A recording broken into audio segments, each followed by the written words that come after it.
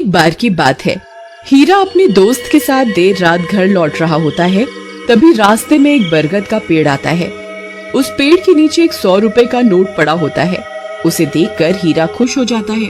अरे वाह वाह वाह, आज तो लॉटरी लग गई। रामू भाई वो देखो 100 रुपए का नोट। फिर हीरा वो पैसे उठा लेता है। तभी उन्हें पेड़ में से अजीब सी आवाज आती है। फिर वो जैसे ही ऊपर की ओर देखता है तो उन्हें पेड़ पर एक 2000 का नोट लगा हुआ दिखाई देता है। अरे रामू वो देख, इस पेड़ पर तो 2000 का नोट लगा हुआ है। मुझे तो यकीन ही नहीं होता भाई। भाई क्या पता ये पेड़ सच में पैसे देने वाला पेड़ हो। एक काम करो, तुम जल्दी से पेड़ पर चढ़ जाओ और वो नोट तोड़ कर ले आओ। फिर वो 2000 का नोट तोड़ने के लिए पेड़ पर चढ़ जाता है और कुछ ही देर में वो नोट तोड़ लेता है। रामू भाई ये नोट तो बिल्कुल असली है। अरे वाह वाह वाह, आज तो मजा ही आ गया। चलो भाई अब जल्दी से नीचे आ जाओ, कहीं कोई हमें नोट तोड़ते हुए ना देख ले। अब तो हम पार्टी करेंगे। अरे हीरा भाई कहाँ रह गए? जल्दी नीचे आओ, कोई हमें देख ना ले। अरे हीरा भाई कहाँ रह गए? नीचे क्यों नहीं उतर रहे? कहीं तुम अकेले ही इन 2000 रुपयों को हजम तो नहीं करना चाहते भाई? तभी हीरा के चीखने की आवाज आती है। अरे क्या हुआ भाई, सब ठीक तो है? अरे यार क्या करूं, ये तो दिखाई भी नहीं दे रहा। अरे भाई तुम ठीक तो हो? क्या करूं? हाँ, मुझे ही ऊपर जाकर देखना होगा ये आखिर माजरा क्या है। फिर रामू भी पेड़ पर चढ़ने लगता है। तभी पेड़ से किसी के गुर्राने की आवाज आती है। रामू वहीं रुक जाता है। आई मम्मी, ये कैसी आवाज है? अरे कमबख्त हीरा, ये कैसी डरावनी आवाजें निकाल रहा है।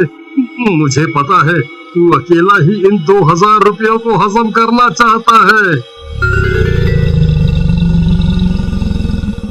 आई मम्मी, कौन है भाई? अरे हीरा तेरा नाश मिटे कमबख्त, तुझे क्या लगता है तू मुझे यूं डरा कर 2000 रुपए हजम कर जाएगा? मैं अपने हिस्से के पैसे नहीं छोड़ूंगा। हाँ। फिर डर के मारे रामू वहाँ से भाग जाता है। अरे मर गया रे, भागो रे। सुबह होने पर रामू सीधा हीरा के घर हिस्से के पैसे लेने पहुँच जाता है। ए हीरा दरवाजा खोल,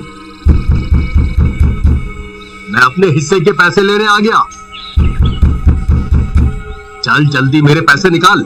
फिर हीरा की पत्नी दरवाजा खोलती है। रामू भैया आप, अच्छा हुआ आप आ गए। ये कल रात से घर पर नहीं लौटे, मुझे बहुत फिक्र हो रही है। आप कुछ कीजिए ना। कहीं ये कमबख्त सारे पैसे लुटाने के लिए शहर तो नहीं निकल गया?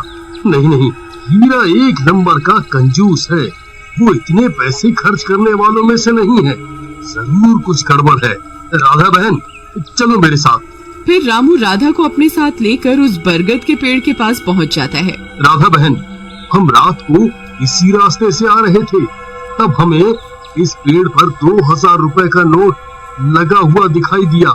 उसे तोड़ने के लिए हीरा ऊपर चढ़ा था, लेकिन वापस नहीं आया। तभी कुछ गांव वाले भी वहां पहुंच जाते हैं। फिर रामू सबको पैसों की बात बताता है। अरे भाई हरिया, जरा पेड़ पर चढ़कर तो देख, हीरा भाई वहाँ है या नहीं? फिर हरिया पेड़ पर चढ़ जाता है और बहुत देर ढूंढने पर भी उसे हीरा का कोई नामो निशान नहीं मिलता। भाई यहाँ ऊपर कोई आदमी नहीं है। ये कैसे हो सकता है? हीरा तो नीचे भी नहीं उतरा। फिर हीरा गया तो गया कहाँ? कहीं वो चुड़ैल उसे खा तो नहीं गई जो रात को अजीब सी आवाजें निकाल रही थी? फिर सब गांव वाले वहां से चले जाते हैं और राधा रोने लगती है। जी आप कहाँ चले गए जी? अब मैं आपको कहाँ ढूंढूं? तुम रो नहीं बहन, हीरा जरूर मिल जाएगा। हम रात होने पर यहाँ दोबारा आएंगे। फिर वे दोनों भी वहाँ से चले जाते हैं।